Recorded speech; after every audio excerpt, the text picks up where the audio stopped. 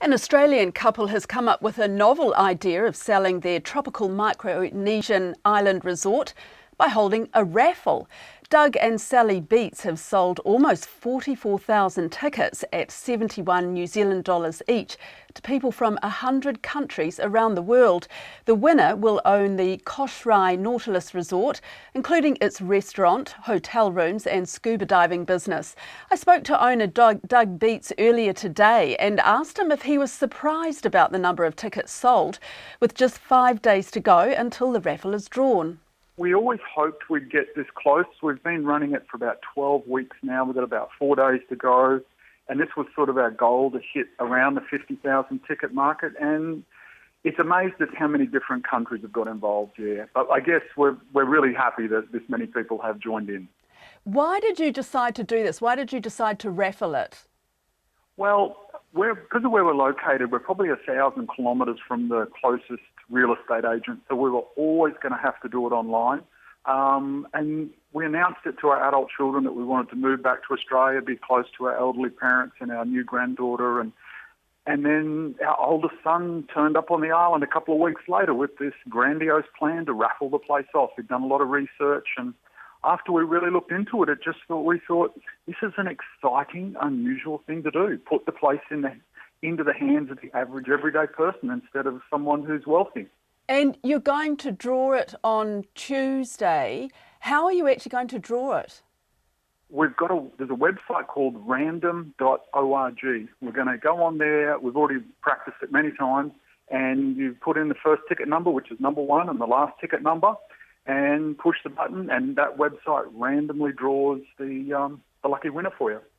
So I calculate you get about, if it's 44,000 at say 71 New Zealand dollars each for each raffle ticket, I calculate you get around about $3 million for this. Is that round about what you think?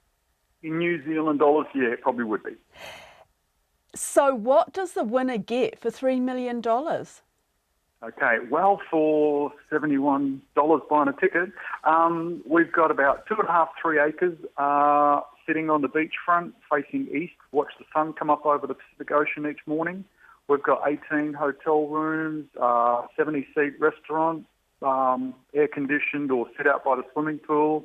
We've got a scuba dive operation, 2 dive boats. We've got about 8 rental cars. Yeah, and it's, there's a 4-bedroom, 2-bathroom residence for the manager / owner. And you've spent about 20 years developing it. So tell us about Koshrai. It's pretty remote. How do you get there? Okay, so from Brisbane, there's flights heading up that way. So from New Zealand, I guess you'd either get to Brisbane and then, sort of take a flight, stop on a couple of islands. You're on a 737. Or you would go via Fiji. There's a flight from Fiji as well heading up there. And, and you're on a big plane and it's a former US trust territory. So the United States, luckily for us, have treated the airport like a US airport. And a few years ago, they did a major resurface of the runway. They've got big American fire trucks and all that stuff on a little tiny remote island. And how did you find the place? I mean, how did you end up having this resort? Well, I was sort of in, late 20s, getting a bit disenchanted with life, and saw a documentary on TV one night and about Micronesia. A couple of weeks later, picked up a business magazine when we were waiting in the doctor's surgery, and there was an article about Micronesia and the business opportunities up there, and it just went home that night, started talking about it, literally could not sleep. Went back to the doctor's surgery the next morning, asked them to photocopy the article, rang the magazine. 3 days later, I was at the guy's house who wrote the article, and it just went from there. I was too young and naive to realise how big and bold of a project it was, and just off we went and built a hotel up there and a restaurant and a dive operation. And how do you feel about selling it, or how do you feel about leaving it now?